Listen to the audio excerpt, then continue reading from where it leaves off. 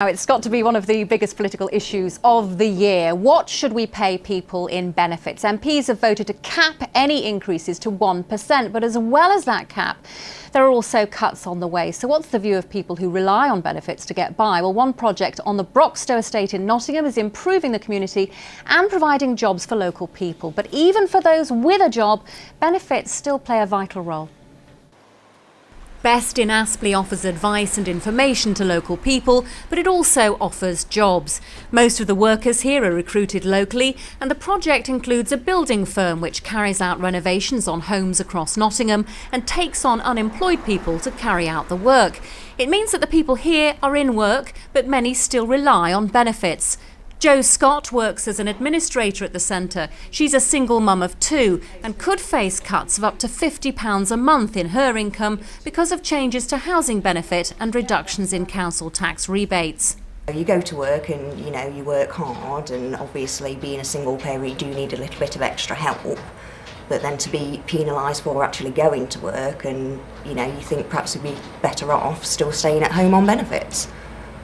Kim Price is also an administrator. She has two jobs to make ends meet, but still relies on housing benefit. She's facing a cut of £44 a month. I do reception, admin in the daytime, and then in the evening time I do a cleaning job just to try and make ends meet. But it looks like when this tax comes in, whatever spare time that I'm going to have to find myself another job. Anna Mims, you're managing director of that BEST project, and it's a very common story, isn't it? People working but still needing benefits. Absolutely. A huge number of people are very poor, work extremely hard and require the benefits system to ensure that they can sustain their work. Do you really think that politicians get that, though? Do they understand the sort of struggle that the people you're seeing every day are facing? I don't know. I don't really want to talk too much for what politicians know and don't know, to be honest with you, but the facts are that a huge number of very decent, honourable people get up every morning and work for low wages. I mean, you're talking carers, porters, hospital workers, huge lists of people that are very much the core of our society and very much the people that make it tick. And they are the ones that are going to be struggling. OK, well, you heard it there from Anna herself, and you've just voted, Patrick, haven't you, for this cap. What do you say, in all honesty, to people like Jo and Kim? They are working still, and they can't get by on that alone. They need the benefits as well. No, Mary, I absolutely hear what Anna says, and I thought the points that we heard on television were entirely fair.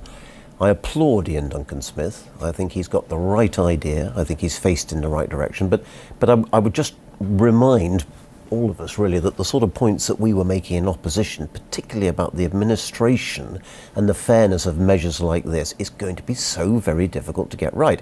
Well, Jo and Kim don't think it's fair at all, do they? Because they're going to be worse off. So, what do you say to them? Well, I say to them that we have got to save money, and that those people who, unlike Jo and Kim, who are working, who depend upon these benefits, well, we've got to try and take the money away from those who are not in work and don't wish to work and are trying to avoid work.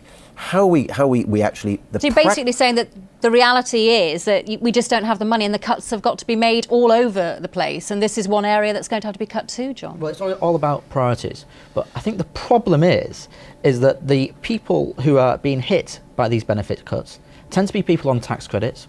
The majority of them are in work. Over 2/3 of them are in work. This is dinner ladies, primary school teachers, nurses, soldiers, police officers are seeing that, will see their tax credits cut. Then you've got the very poorest in society. People on GSA on £71 a week are going to get their benefits cut. And then on top of this, you've got this bedroom tax, where people who, because they've got an extra bedroom, are going to have to pay an addition because their housing benefit is being cut. Look, a couple came to me in my constituency. Their wife is disabled. She has to have methadone through the night, so her husband doesn't stay in the same room. He stays in a second room.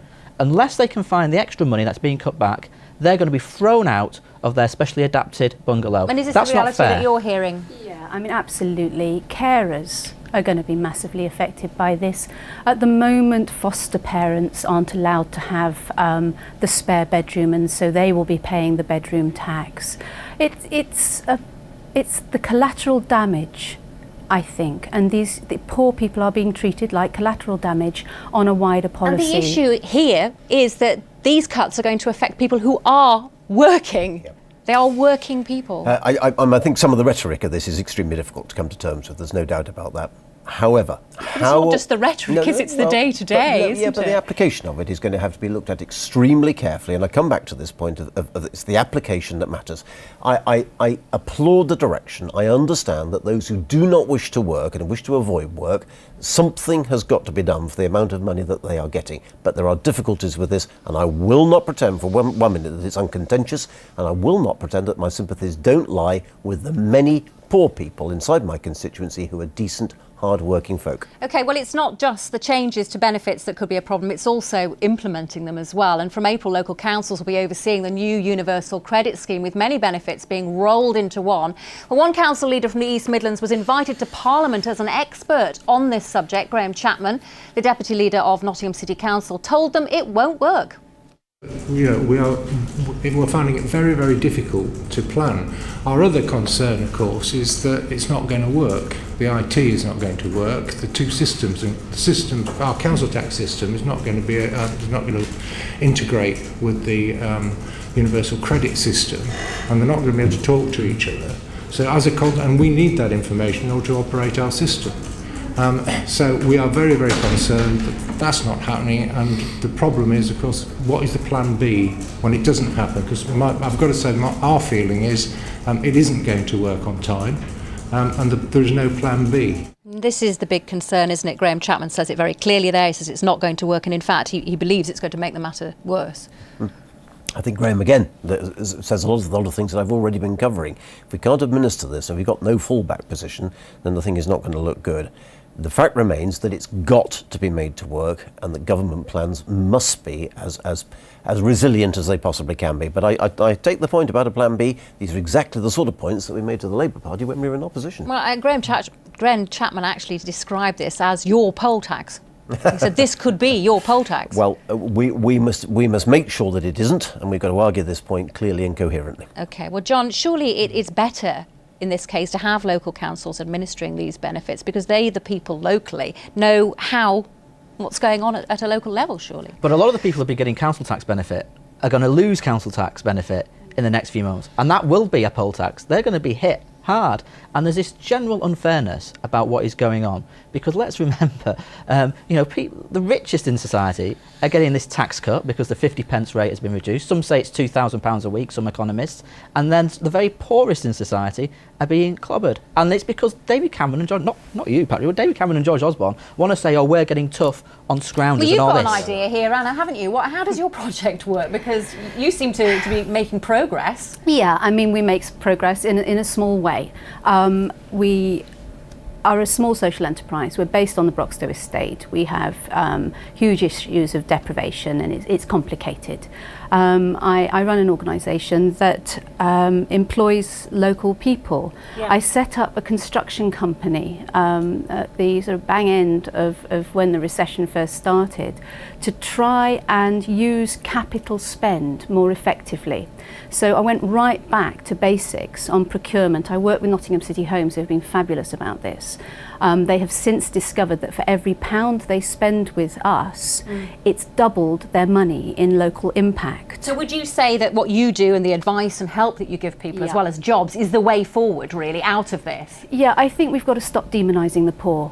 I think to continuously demonise the poor, you end up with the kind of collateral damage that Kim and Joe are experiencing. There is a huge amount of fear out there. People are genuinely frightened that they don't know how to cope. What we've got to stop doing is demonising the poor because using policy to find nasty names for people. It's not helping, it's not useful, and it alienates people. They are genuinely frightened. Yeah, and basically she's talking about skivers and thrivers here, isn't she? And Kim and Joe are definitely the thrivers, aren't they? They're strivers. They're certainly strivers. I don't know about thrivers, but Anna, I think those points are well made, and I think this is exactly what the coalition wants to try and avoid. Now, the implementation of this has got to be very carefully done. Definitely. Well, we'll leave it there. Anna, thanks very much indeed for coming into the studio.